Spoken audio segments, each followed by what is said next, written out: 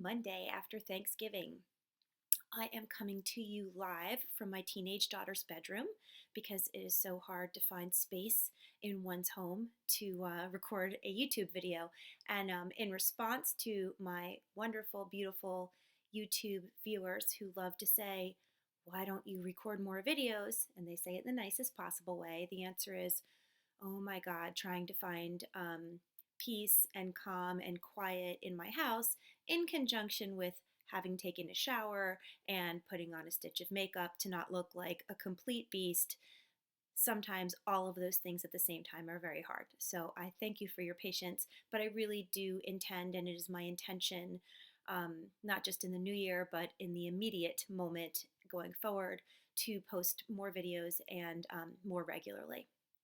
So that's the first housekeeping piece of information. The second is that I know I talk a lot with my hands, and so just in case people think I am not married anymore, my wedding ring fell off my finger last week. I'm very sad.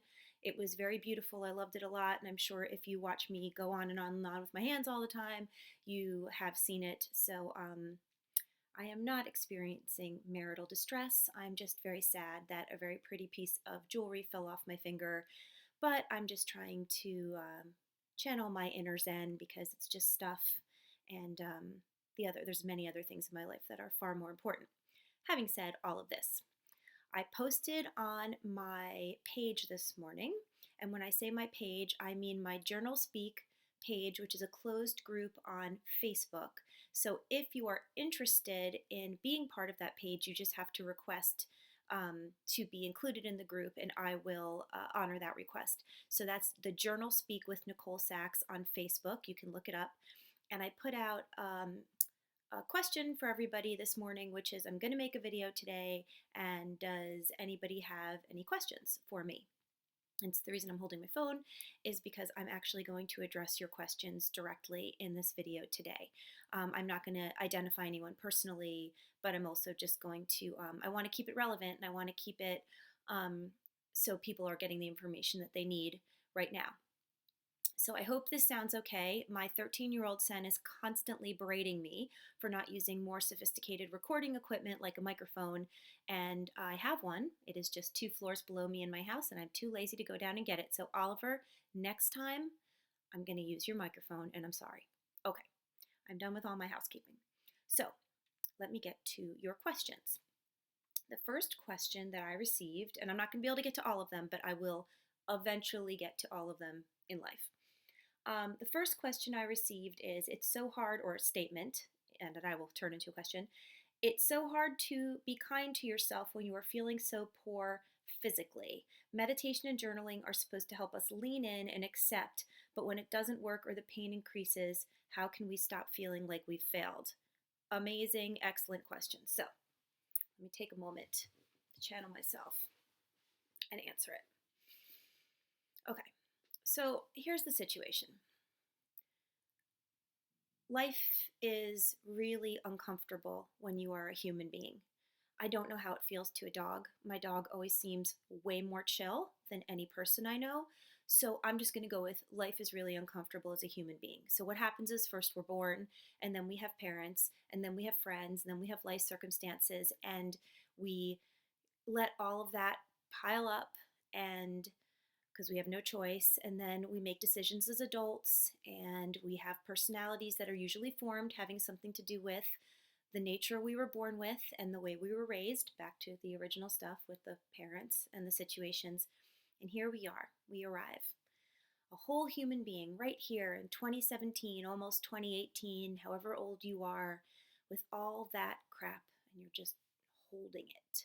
So, how do we deal with feeling like a failure when we're working on this very, very challenging stuff? So not only are we opening our minds and not saying a pill or a surgery or a quick fix is going to take care of this, but also we are going through the process, the difficult process that takes a lot of courage to unearth these repressed emotions and allow ourselves to heal completely. And let me put a plug in for the fact that This totally works. And if I say anything with passion, I say this: no matter how hard it is, no matter how hard it feels, it is worth it and it will change your life. So, how do you not feel like a failure when you're doing all these self-care things? So you made the leap, you're willing to believe, you're doing the work, and you're still in pain. How can you not feel like a failure? So first of all, let's acknowledge that's that personality, that problem in the first place, which is we love to crap on ourselves. We love to say, I should have done this, I should have done that, I should be better, this should be easier for me. And like I say in my practice all the time, that's just shooting all over yourself, because that does not help, but we do it anyway. So how do we feel better about ourselves during this process? And my answer to you is breathe. You are a human being, and doing this thing is hard, and there have been a lot of things that you have had to deal with. So breathe and realize that if it took, let's use my age, 45 years to walk into the woods, you're not going to walk out in a day or a month. Sometimes it's going to take a little bit of time. And the more patience and kindness and forgiveness you can give to yourself in those moments, the quicker this is going to go. People say all the time with this kind of work, the slower you go, the quicker you get there. Well, why is that? That's because the more you pressure yourself, it's like taking one step forward and two steps back. Just relax. First of all, listen to me. I've been doing this, if you count the work I've done with myself and in my private practice, for over 25 years. Since I became licensed, 17 years. Listen to me. You're going to be okay, but you have to chill out, and you have to just do the simple yet not easy steps that I say. So I'm going to repeat the steps that can help you save your own life and take away the need for your brain to divert your attention to physical pain and conditions in order to keep you from focusing on these rising repressed emotions that your brain deems as a greater fight or flight threat than your physical pain. 3 simple steps. First, believe. This is not Tinkerbell. This is your freaking life. I am telling you, I don't care how crazy this sounds. I don't care how your brain is telling you there's a million other things that are better to do than this. If you can just believe that this can work for you and that an emotional exercise can cure a physical condition, or if you can't believe, just suspend your disbelief like you do when you're going into a fantasy movie to allow yourself to enjoy it. Belief is the first step. Second step, do the work. 20 minutes of journal speaking every day. If you don't know what that means, you can check out my Healing Yourself series. I label it 1 to 4, free videos on this YouTube channel that you can educate yourself on my program. I also sell an online course on my website, thecureforchronicpain.com, that will take you through personally by me with videos and tutorials and meditations for a 14-lesson process that can be completed reasonably in 30 days. Or you can go to Amazon.com and buy my book, The Meaning of Truth, and hear about the philosophy and my personal story. There's so many ways to do this. Do the work. Figure out how to translate your regular speak into journal speak, something that I explain all over the place in my work. Set your timer for 20 minutes and do it every day. And the third, which answers this question specifically, is patience and kindness for yourself. Stop doing what you've always done. Stop taking that baton right from your parents and hitting yourself over the head with it, which is be better, be different, think differently, like different things, have different motivations. No, you be you, breathe, do this work, and practice patience, kindness, forgiveness, compassion for yourself. Third step, believe, do the work, practice the patience and kindness. Every day you do this, something changes. Not every day you will feel the change. We are teaching our brains how to think. If you've ever studied any sort of meditation, you know that meditation has been shown to literally reprogram your brain, to change neural pathways that led to anxiety that now lead to peace. This is the same thing. We are reprogramming our nervous systems in order to not respond with pain when we experience emotions or an emotional trigger. It takes time and patience, and it takes love. Okay? One of the things that I like the most when people comment on my book or comment on my videos is, "Oh, Nicole, thank you so much for being so present and so personal and leading with love and sharing yourself. If you knew the love I felt for you, the love I feel for those suffering, the compassion I feel, if you could get inside my head and my system and feel that, you would know what you have to give to yourself. This is your life. Don't try to use your normal definitions of having been human thus far and condense it down into I should be finished, I should be different, I should. Don't do that to yourself. So lead with love, do the work. That's my best answer to that question. Let's try another one. Okay, next question. I'm trying to think of one that's easy for me to answer on the spot. I don't prepare for these things, by the way. I just kind of like do it. Okay. My symptoms keep going back and forth, and I'm not going to say the specific symptoms because I don't want to break anyone's anonymity. But let's just say from headaches to stomach pain to knee pain. And how do we know that the symptoms are a distraction and not a message? Meaning, like, something's not seriously wrong with me that I have to check out. Since, okay, so let me explain the symptoms moving thing for a moment. So when you have a primary, what I call a symptom imperative, it's what Dr. Sarno's term that I use in my work, a symptom imperative. So what brings you to the work? So let's say my symptom imperative is migraines. So I do the work, as I explained previously in this video, and excuse that, that's my daughter texting me, and I do the work, and my migraines start to subside. So now I used to get 3 migraines a week, and now I get 1 migraine every 2 weeks. But all of a sudden, I'm like experiencing like weird, elbow pain or back pain or wrist pain or irritable bowel symptoms.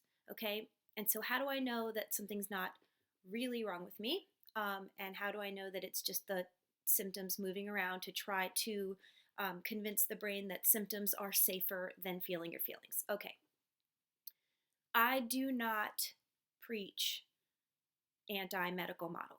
I do not say that you should never see a doctor. I do not say that you should never get tests because I am not a medical doctor, and also I can't determine what's going on in your body because I'm not in your body.